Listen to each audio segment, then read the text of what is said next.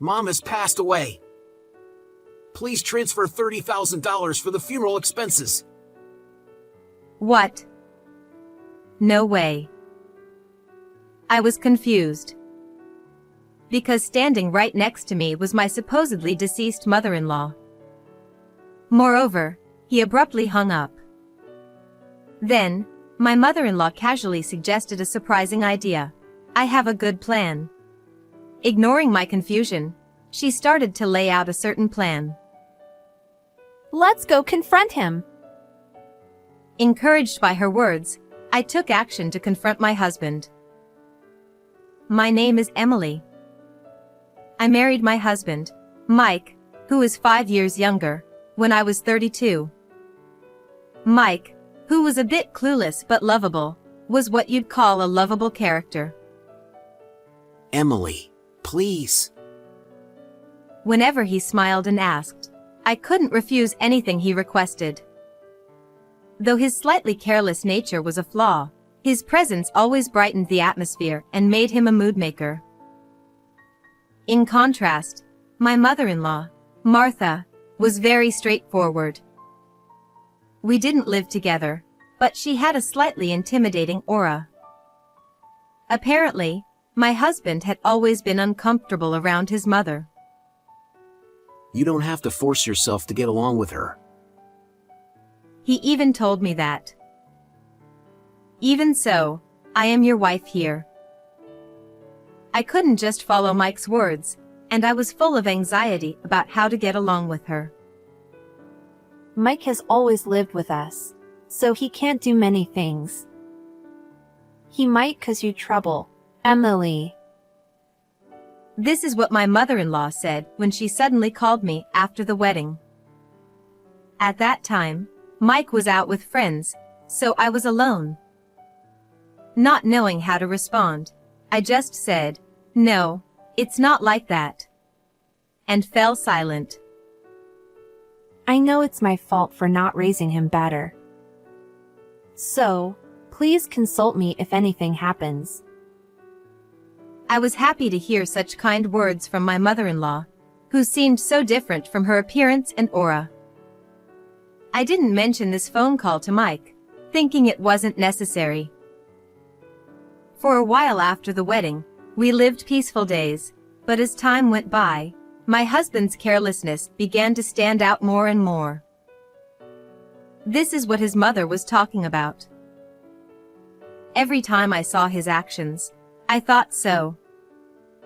He often left his clothes and socks lying around and didn't clean up his dishes after eating. Put this in the washing machine and this in the sink. I repeatedly told Mike every day. Oh, sorry. But can't the person who notices do it? Please, Emily. I wasn't sure if he was ignoring it or what, but it didn't seem to sink in at all. If I don't notice, the house will be a mess. Is that okay? You're responsible, Emily, so it's fine. Right? His innocent smile made me feel it was useless to say anything more, and I couldn't insist any further. Moreover, this was still considered rather cute. My husband was often late and frequently broke promises. For Mike's birthday, why don't I cook a feast and celebrate at home? Sounds great. I love your cooking, Emily, so I'm looking forward to it. On the day, I prepared his gift, made a luxurious meal, and eagerly awaited his return. However, despite it being his usual time to come home, there was no sound of the front door opening. This is strange. He said he'd be back early. I decided to call Mike. No matter how many times I called, he didn't answer, and eventually, it went to voicemail. What happened? Mike didn't contact me even once, and he came home early the next morning. Emily, I'm sorry. I didn't call and it's so late. Sensing my displeasure, he apologized as soon as he saw me. I was worried. I thought something might have happened. I was so anxious. I'm sorry. There was a problem at work, and I had to stay up all night. It was so busy I couldn't check my phone. If that's the case, I understand. Though I understood, I was still bothered by the fact that he couldn't even send a quick message. From now on, please at least send a text if you're going to be late. Got it? We agreed on that, but although he started messaging, his late returns became more frequent.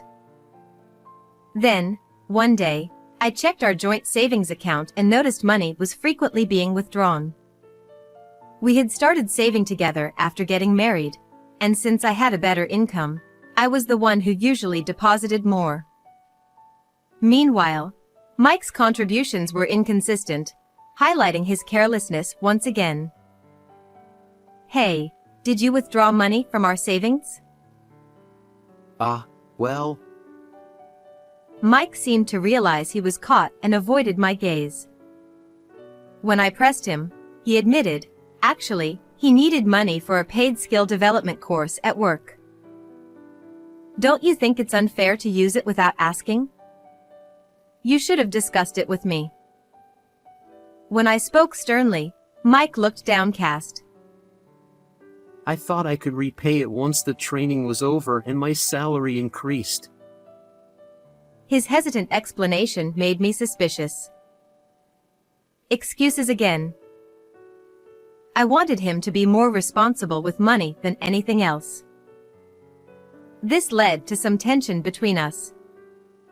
Around this time, I started focusing more on his negative traits. But, thinking that we were married and should appreciate each other's good points, I tried to change my mindset. Mike is kind and gentle. However, the seed of distrust and frustration kept growing and occupied my thoughts. I should talk to Martha. When I contacted my mother-in-law, she said, I was about to invite you for shopping. She made time immediately, and we met up. Since Mike was working that day, I didn't mention my outing with her. While we were shopping, I got a call from Mike, who was supposed to be at work. Thinking it might be an emergency, I quickly answered. What's wrong? Aren't you at work? Mom passed away. Please transfer $30,000 for the funeral. What? What do you mean? I was shocked and speechless at the unexpected news. Seeing my reaction, Martha looked puzzled.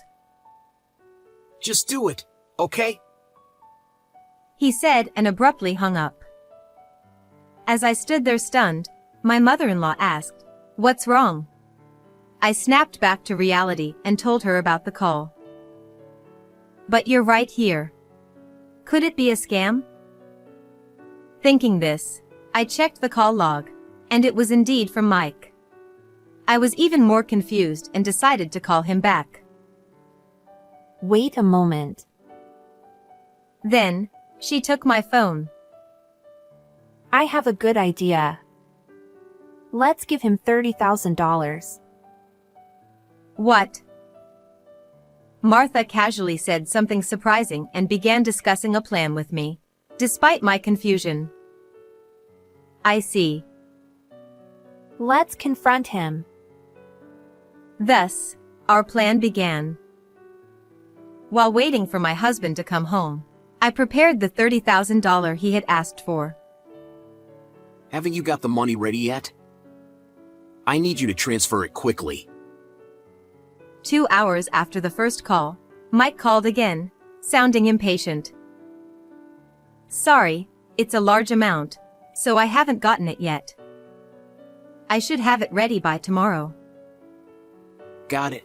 Just make sure you do. And I won't be home tonight because I'm meeting with the funeral director. Once again, he abruptly ended the call. Despite my concerns, I resumed my preparations calmly. The next day, as soon as my husband came home, He rushed over to me. Is the money ready? He kept asking about it. Someone I trust will bring it later, so don't worry. Who? I can't say yet. But first, we need to talk. I turned to face Mike, looking at him seriously. He looked at me with suspicion. What caused your mom's death? I want to see her and say goodbye. Emily, you shouldn't see her. It was an accident, and her condition is really bad. You'd be shocked. But I need to attend the funeral as her daughter-in-law. Even though I said this, he kept insisting I shouldn't, without providing any details. At that moment, the door between the living room and the adjoining room suddenly opened. Tell me what state I'm in. Standing there was my mother-in-law. Mom? Emily, what's going on? Wow, Martha. You came back to life. While I put on a theatrical act, Martha slowly approached Mike. Here's $30,000. I never thought I'd pay for my own funeral while alive. She handed him a heavy envelope, her eyes teary. Oh, thanks. I thought to myself, how stupid can he be, but kept it to myself. Martha also turned her face away from Mike for a moment, probably stifling a laugh. By the way, you used a good picture for my memorial photo, right? Yeah. Her intensity made Mike step back. Martha, wouldn't it be nice to have a clear picture like this? I quickly held out a photo. Yes, a picture where my face is clear. Wait, isn't this Mike? When Martha took the photo and looked closely, she was astonished. Yes, that's him. Who's the woman with heavy makeup next to him? She's Mike's mistress.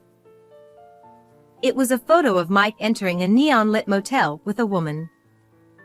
Mike, left out of the conversation, looked confused but snatched the photo from Martha when he heard mistress. What? How? He muttered, but I ignored him and showed Martha another photo. Here's another one. Oh my! What is this? Mike grabbed it from us too, sweating as he saw it was a close-up of him grinning with the woman. Since his late returns, I had suspected Mike of cheating. I followed him after work, searched his room for evidence, and gathered information bit by bit. This woman is Mary, who works at a nightclub, right? You spent a lot on her. No. I don't know anything about that. He was clearly panicking, his eyes darting around. This isn't all the evidence. I have plenty more. I presented receipts from luxury stores, photos of him leaving those shops with bags, and printed emails. I even had pictures of him entering payday loan offices. He had likely used our savings and taken loans to spend on his mistress. Seeing his shameful, careless behavior made me feel only disdain. Mike fell silent as he looked at the evidence. You needed money for this woman. That's why you pretended I was dead and demanded money from Emily. What a terrible person. Truly the worst. Mike, feeling cornered by me and his mother, glared at us. How does Mom even know about the $30,000? He pouted angrily.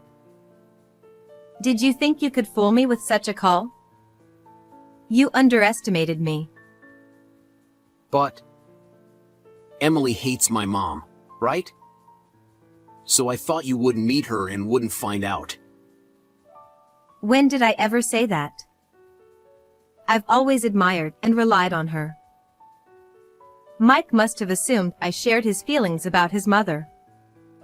Not that I was complimenting him, but this was so typical of him.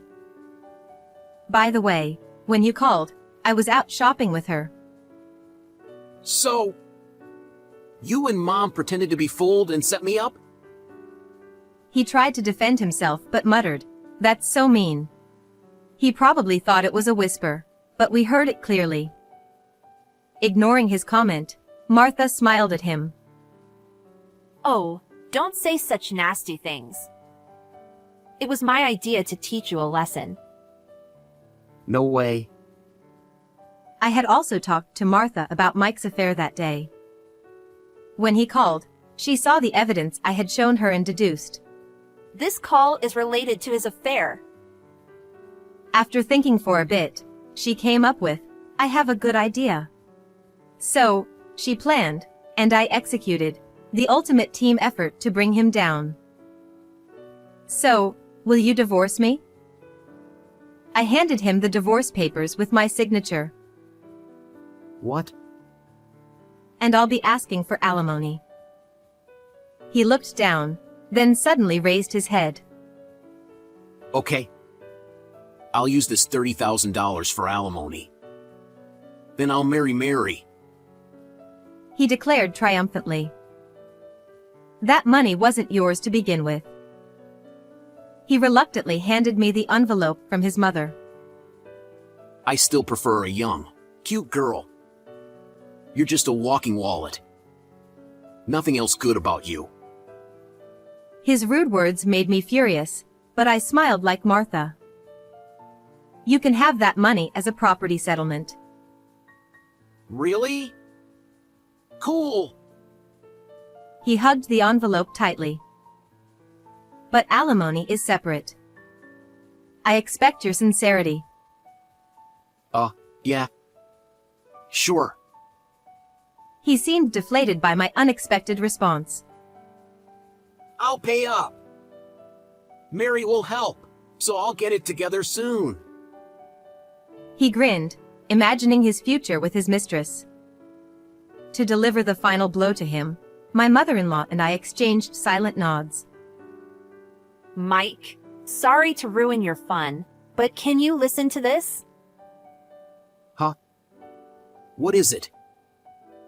My mother-in-law took out her phone from her pocket and started playing a recording. Hearing it, my husband seemed very confused and said, "Wait, what?" It was the voice of his mistress, Mary. While I was preparing the money, my mother-in-law had gone to meet her.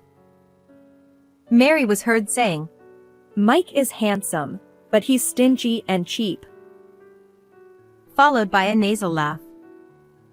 Moreover, Mary said, "I had no idea he was married. The physical chemistry was good, but a guy who cheats is the worst." Mike's face turned pale, and he started trembling at her words. This is a lie. Mary wouldn't say such things. Mom must have forced her. These are her own words. And it's not done yet, so listen until the end. There's more. Maybe she's just pretending and will confess her love for me. His naive thoughts made both my mother-in-law and me smirk. Let's see.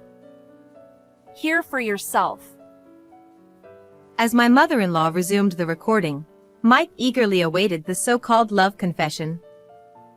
But what came from the phone was, "I'm going back home to find a wealthy man through matchmaking." her cheerful voice said. Mike's expression changed drastically at those words. I had to stifle my laughter. This is reality. Got it? It's different from your fantasies. Mike's eyes welled up with tears as his mom delivered the final blow. Mom, this isn't true, right? Please say it's not. I'll tell you as many times as needed. It's reality. No way. How about coming with me to Mary now and convincing her? Are you stupid? It's over! Crying to his mother didn't help, and she cut him off sharply. He then turned to me, seeking sympathy. Emily, can you reconsider the divorce? After all this? Please. Emily, please? He clasped his hands and tilted his head in a pleading gesture. In the past, I might have given in to this, but I was fully awake now. Sorry for not being young. But I can't stay with a man who lies about his mother's death and cheats to spoil his mistress, I said, pushing Mike away. He muttered, "No way," and collapsed in a daze. Thinking it was over, my mother-in-law and I exchanged a handshake, but my husband suddenly stood up. I have to return it. Today's the last day. He shouted and rushed off with the $30,000 envelope. Wait, you need to check what's inside. My voice didn't reach him. Well, let it be. It'll be funny. True.